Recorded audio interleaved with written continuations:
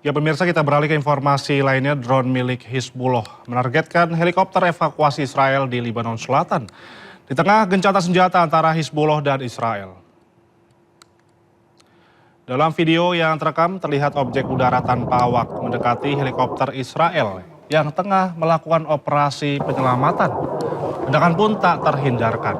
Tanggal dan lokasi rekaman tersebut tidak dapat diverifikasi pada saat publikasi.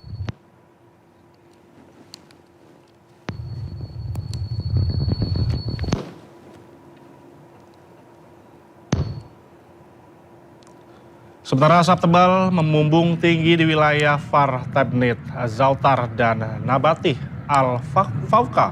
10 orang tewas dan puluhan orang terluka. Militer Israel melakukan gencatan senjata berulang kali di Lebanon sejak gencatan senjata berlaku 17 April dan diperpanjang selama 3 minggu. Lebih dari 1 juta orang warga Lebanon telah mengungsi akibat serangan Israel.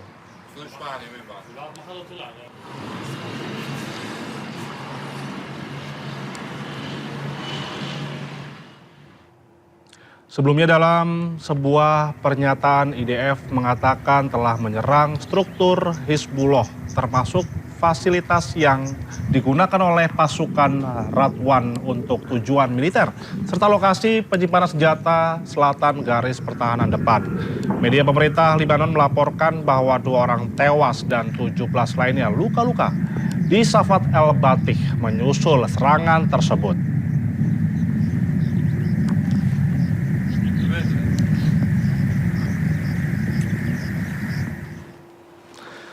Serangan udara Zionis Israel kembali mengguncang Lebanon Selatan, menghancurkan permukiman warga di tengah upaya gencatan senjata yang masih rapuh.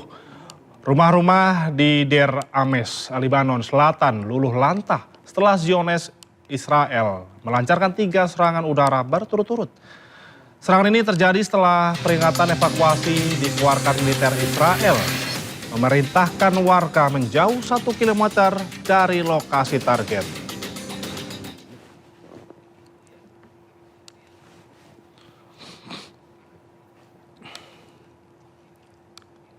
Pemirsa, pengunjuk rasa di Washington mengancam liputan media tentang perang di Timur Tengah saat sebelum penembakan di Gedung Putih.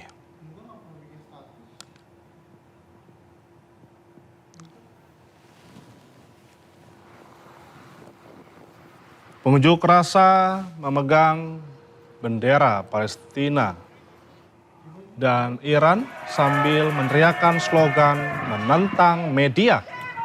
Massa mengecam operasi gabungan Amerika Serikat dan Israel melawan Iran dan menuduh pemerintah Trump menggunakan uang pajak untuk mendanai aksi militer.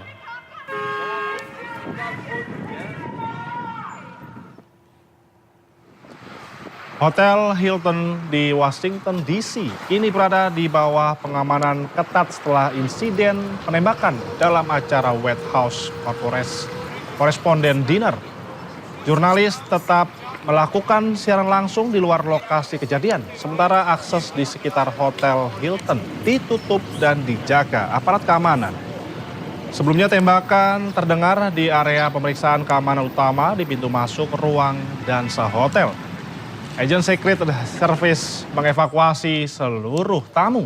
Seorang pria 31 tahun asal California menjadi tersangka, sementara motif penyerangan masih didalami.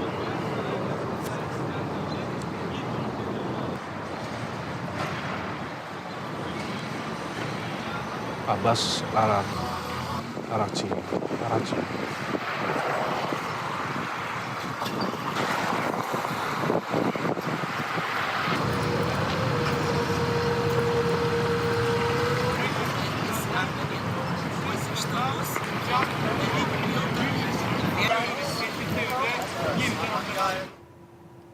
Menteri Luar Negeri Iran Abbas Araghchi melanjutkan safari diplomatiknya ke Rusia.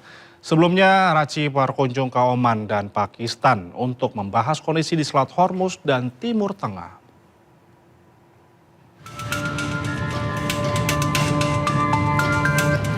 Menteri Luar Negeri Iran Abbas Araghchi tiba di Rusia. Kedatangannya kali ini merupakan bagian dari safari diplomatik untuk mencari solusi keamanan di Selat Hormuz dan kawasan Timur Tengah.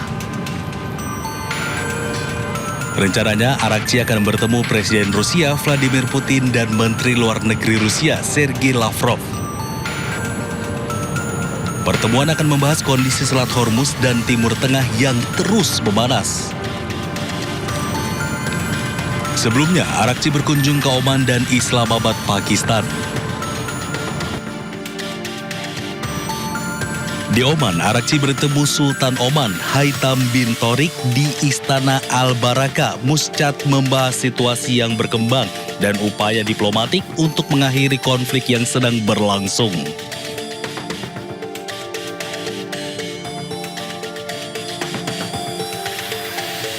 Sedangkan di Islamabad, Pakistan, Arakci bertemu dengan pejabat tinggi Pakistan guna membahas upaya untuk mengakhiri konflik dengan Amerika Serikat.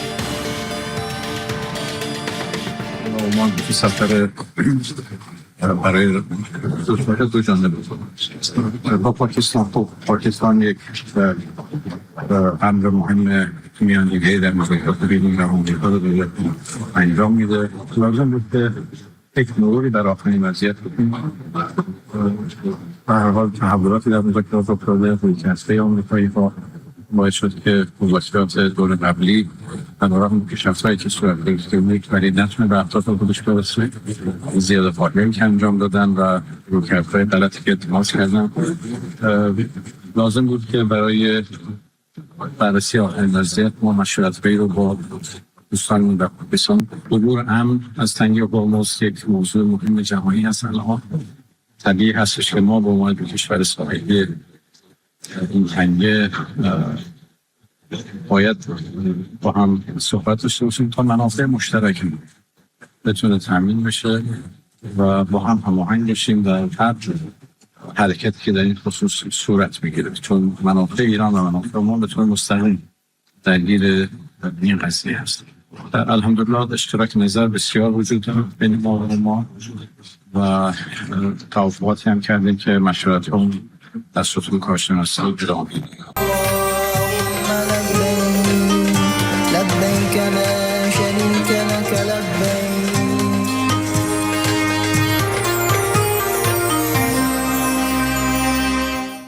Kita ke informasi lainnya pemirsa, jamaah calon haji dihimbau untuk tidak memaksakan diri dalam mengejar ibadah arba'in. Kesehatan dan keselamatan tetap menjadi prioritas utama selama menjalankan rangkaian ibadah haji. Ibadah arba'in yaitu sholat berjamaah selama 40 waktu berturut-turut di Masjid Nabawi menjadi salah satu amalan yang diinginkan banyak jemaah. Namun kondisi cuaca panas ekstrim dan kepadatan jemaah yang tinggi justru beresiko terhadap kesehatan jemaah. Fokus utama menjalankan rukun dan wajib haji dengan baik dan sempurna. Jemaah diharapkan dapat mengatur waktu ibadah secara bijak, memperhatikan kondisi fisik serta memanfaatkan fasilitas yang disediakan untuk menjaga kesehatan selama di tanah suci.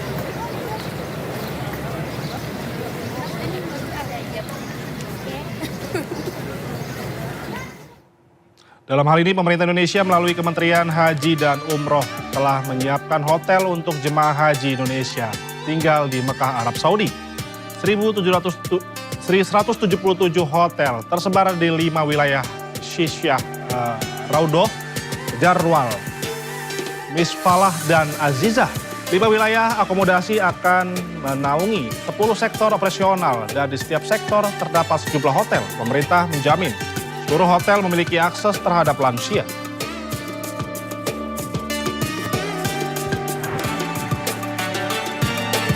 Kekuatan infrastruktur transportasi haji Indonesia kini memasuki fase operasional penuh di 5 wilayah kota Makkah. Meskipun aturan Arab Saudi menetapkan layanan hanya bagi jemaah berjarak lebih dari 2 km, pemerintah Indonesia memastikan 10 tamu Allah terlayani tanpa memandang jarak hotel menuju Masjidil Haram. 452 bus sholawat disiapkan, beroperasi 24 jam penuh untuk melayani 21 rute. Bus ini menjadi urat nadi mobilitas beroperasi tanpa jeda sejak kedatangan kloter pertama.